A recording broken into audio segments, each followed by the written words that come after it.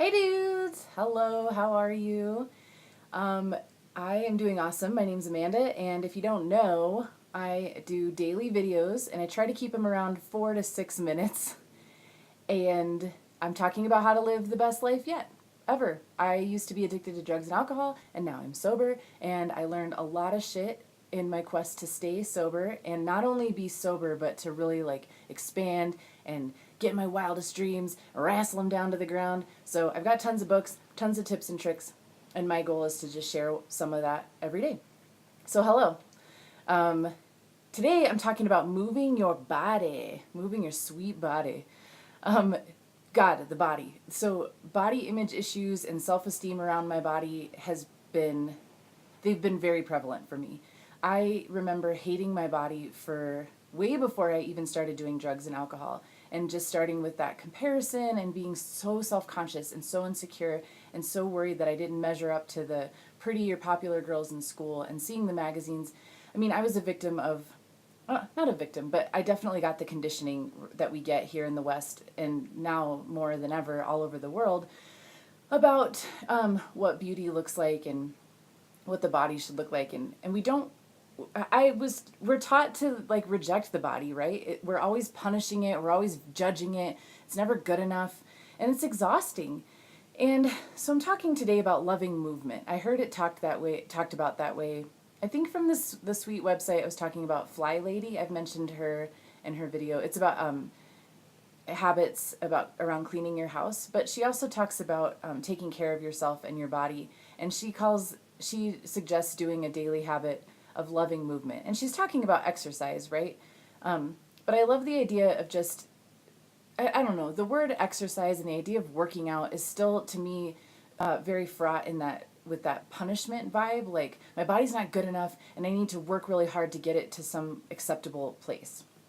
And so what I found is, like, when I have approached it from that way, nothing really changes except that I get more depressed, more at war with my body, and then more resistant to doing anything to change anything, right? There's very good reasons for me to take care of my body that don't have to do with measuring up to some impossible ideal, but just about how my joints feel when I'm carrying extra pounds versus when I'm not. How I'm able to move in the world, how I'm able to, like, I like running around and jumping around and being active and hiking and swimming and riding my bike and stuff. And I can do that more when I'm taking care of my body. When I approach it from that place, then it becomes a motivator to want to do something. But I'm here today to talk specifically about finding something that feels good. You know, our bodies are meant to feel good and experience pleasure as well. They're not just some vehicle that we're stuck with and get to hate our whole lives. They serve us, and they're doing their darndest to stay in balance and to keep up.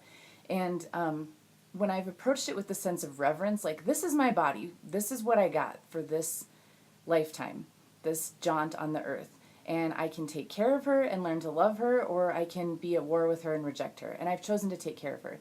And one thing that I do is yoga. I love doing yoga. I love the spiritual foundation behind yoga, the idea of body, mind, and spirit, and connecting with our breath and all these types of things. But first, for me, it just started out with liking those postures and those poses. I've learned since that it's much more than that, and it goes much deeper than just the shapes that our bodies make in yoga. But anyways, it was a gentle, it was a non-confrontational way for me to start to drop back into my body and start to have a more friendly relationship with it.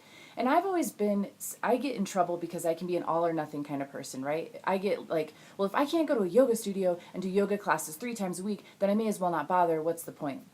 But I've learned that you really can't overestimate? Baby steps are very powerful.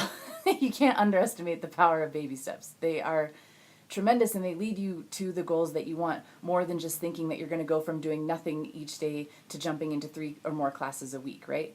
So I challenged myself years ago to just do one pose a night. One pose for a few breaths, no big deal, super easy. The thing for me was to dial it back until it was something that seemed almost laughably easy. And I would ask myself, well, do you think you could do yoga for half an hour each day? And it was like, no, that's too much. I wanted to do that, but realistically I wasn't. But when I said, can I do a yoga pose every night? I said, yeah, I could do that. That's stupid easy. And what happened was, a pose a night turned into a few poses per night, turned into a yoga video on YouTube each day or every other day. turned into a daily practice where I generally do yoga every morning, and it's awesome. And I also explore other things like authentic movement and, sometimes, I swear to God, just walking happily around your neighborhood with your coffee can do way more good for you and your body than going to the gym and doing this brutal workout, because the mindset plays a huge role in how our bodies respond to what we're doing with them. But there's more to say about that later. But today I just want to encourage loving movement, whatever that looks like for you, even if it's just for a moment, and just see what comes from there. So take care of yourself, and I'll see you tomorrow. Bye.